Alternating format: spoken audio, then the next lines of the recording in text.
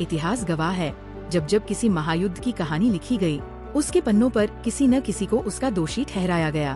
पर क्या हो अगर इतिहास का सबसे विनाशकारी युद्ध महाभारत, जिसकी वजह से एक पूरी पीढ़ी खत्म हो गई, उसका कारण एक स्त्री को माना जाए?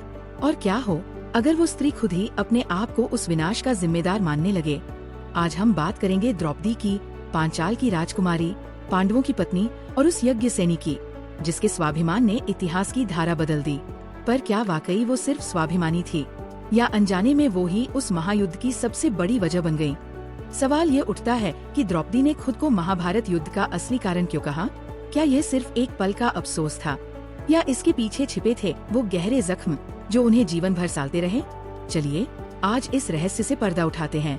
अगर आप महाभारत के अनसुने रहस्यों में रुचि रखते हैं तो हमारे चैनल को अभी सब्सक्राइब करें और बेल आइकॉन दबाना न भूलें। आपके एक सब्सक्राइब से हमें ऐसी ही कहानियाँ आप तक लाने की प्रेरणा मिलती है। कहानी की शुरुआत होती है इंद्रप्रस्थ के उस मायावी महल से, जिसकी सुंदरता स्वर्ग को भी मात देती थी। यहीं पर दुर्योधन, जो पांडवों की समृद्धि से जलता था, एक अनपेक्षित अपमान का शिकार हुआ। जब दुर्योधन स्थल को जल समझकर कुंड में गिर पड़ा, तो महल में मौजूद दास दासियां हंसने लगी, और उसी भीड़ में एक हंसी द्रौपदी की भी थी। और फिर निकले वो शब्द जो इतिहास में हमेशा के लिए दर्ज हो गए, अंधे का पुत्र अंधा। क्या द्रौपदी के ये शब्द सिर्फ एक मजाक थे या अभिमान का प्रदर्शन? कमेंट्स में हमें बताएं। क्या आपको लगता है कि इस एक वाक्य ने महाभारत की नींव रखी थी? युद्ध के बाद जब द्रौपदी ने अपने 5 पुत्रों, अपने पिता द्रुपद और भाई धृष्टद्युम्न के शव देखे, तो शायद उन्हें अपनी वो हंसी एक चीख की तरह याद आई होगी। उन्हें लगा होगा कि काश उस दिन वो चुप रह जाती, काश उन्होंने दुर्योधन के अहंकार को और चोट न दी होती। द्रौपदी के खुद को दोषी मानने का दूसरा और सबसे बड़ा कारण था उनके द्वारा ली गई प्रतिज्ञा। जब भरी सभा में गुरु द्रोण, भीष्म पितामह और धृतराष्ट्र जैसे महारथियों के सामने उन्हें निर्वस्त्र करने का प्रयास किया गया, तो वो अपमान की आग में जल उठीं। उस दिन अपने पतियों को विवश और बड़ों को मौन देखकर द्रौपदी का धर्म से विश्वास उठ गया, और तब उन्होंने अपनी इज्जत की रक्षा के लिए कृष्ण को पुकारा और अपने अपमान के बदले के लिए एक भयानक प्रतिज्ञा ली। जब तक मैं दुशासन की छाती के रक्त से अपने इन केशों को नहीं धो लेती, तब तक ये खुले रहेंगे। 13 वर्षों तक द्रौपदी के वो खुले केश पांडवों को हर पल उस अपमान की याद दिलाते रहे। वो उनके लिए सिर्फ बाल नहीं, बल्कि न्याय की जलती हुई मशाल थे। युद्ध के बाद जब सब कुछ समाप्त हो गया, तो द्रौपदी को लगा कि उनकी प्रतिशोध की ज्वाला ने ही तो सब कुछ भस्म कर दिया। क्या उनका न्याय लाखों लोगों के जीवन से बड़ा था? अगर आपको ये विश्लेषण पसंद आ रहा है तो इस वीडियो को लाइक करना न भूलें।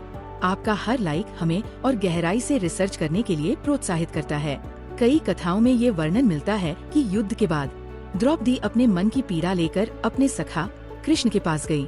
उनकी आंखों में आंसू थे और मन में सिर्फ एक सवाल, हे माधव, क्या यह युद्ध टाला जा सकता था? क्या इस महाविनाश की असली कारण मैं ही हूँ?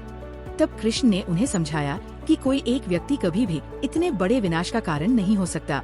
उन्होंने बताया कि कैसे धृतराष्ट्र का पुत्र मोह, दुर्योधन की ईर्ष्या, शकुनी का कपट, भीष्म की प्रतिज्ञा और कर्ण का अपमान, इन सब ने मिलकर युद्ध की आग में घी का काम किया।